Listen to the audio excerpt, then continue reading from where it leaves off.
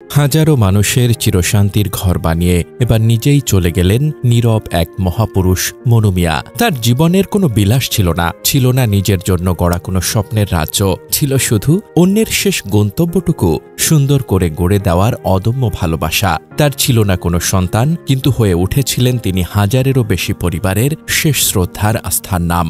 কিশোরগঞ্জের ইটনার সেই মানুষটি, যিনি মাটি খুঁড়ে গড়েছেন অগণিত মানুষের চিরনিদ্রার ঘর, তিনি আর নেই।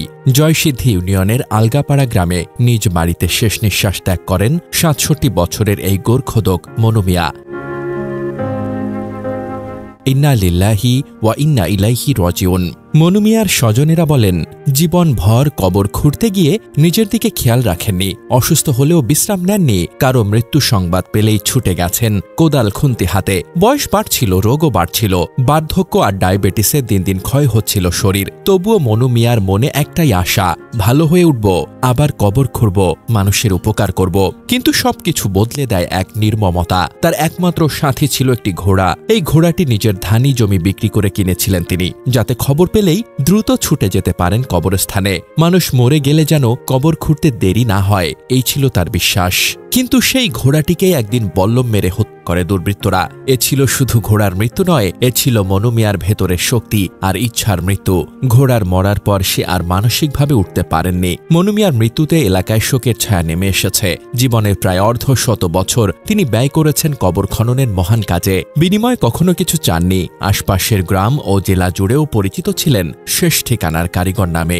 ঢাকার আইনজীবী এবং এলাকার সন্তান অ্যাডভোকেট শেখ মোহাম্মদ রোকন রেজা গণমাধ্যমকে জানান, কিছুদিন আগে অসুস্থ অবস্থায় হাসপাতালে ভর্তি ছিলেন মনু মিয়া। সেই সময় দুর্বৃত্তরা তার বহু বছরের সঙ্গী প্রিয় ঘোড়াটিকে হত্যা করে। এতে মানসিকভাবে ভেঙে পড়েন তিনি। ইউনিয়ন পরিষদের প্যানেল চেয়ারম্যান বাহাউদ্দিন ঠাকুর বলেন, ঘোড়ার মৃত্যুর পর থেকেই মনু মিয়া শারীরিকভাবে আরও দুর্বল হয়ে পড়েন। চিকিৎসা শেষে বাড়ি ফিরে এলেও আর আগের মতো হয়ে ওঠেননি। তার মৃত্যুতে আমরা একজন দয়ার সাগর, নিঃস্বার্থ মানুষকে হারালাম। এমন মানুষের অভাব কখনো পূরণ হওয়ার নয়। স্থানীয় সূত্র জানায়, কারো মৃত্যু সংবাদ শুনেই ঝড় বৃষ্টি কিংবা রাত বিরাত উপেক্ষা করে খুন্তি কোদাল সহ প্রয়োজনীয় খনন যন্ত্রপাতি নিয়ে মনু মিয়া ঘোড়ায় করে ছুটে যেতেন কবরস্থানে। মানুষের অন্তিম যাত্রায় কবর তৈরি করতেন পরম যত্নে। ৫০ বছর ধরে বিনা পারিশ্রমিকে কাজটি করেছেন তিনি। এজন্য কোনো সুবিধাও তিনি নেননি। মনু মিয়ার ডায়েরিতে পাওয়া তথ্যানুযায়ী এই দীর্ঘ সময় তিনি অন্তত ৩০৫৭টি কবর খুঁড়েছেন।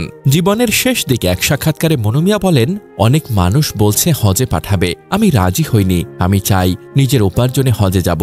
আমি টাকা চাই না, শুধু দোয়া চাই। ভালো হয়ে উঠলেই আবার কবর খুঁড়ব, মানুষকে সাহায্য করব। এই কথা আজ আর বলা হবে না, এই ইচ্ছা আর পূরণ হবে না। তবে তার জীবনের প্রতিটি দিন হয়ে থাকবে মানবিকতার এক নীরব ইবাদত। এই মৃত্যু আমাদের চোখে জল এনে দেয়, শুধু কষ্টে নয়, লজ্জায়ও। একজন মানুষ অর্ধশত বছর ধরে কবর খুঁড়ে গেছেন নিঃস্বার্থভাবে, আর আমরা কি দিয়েছি তাকে? একটা ঘোড়া পর্যন্ত রক্ষা করতে পারেনি, তার কাজের স্বীকৃতি দিতে পারেনি।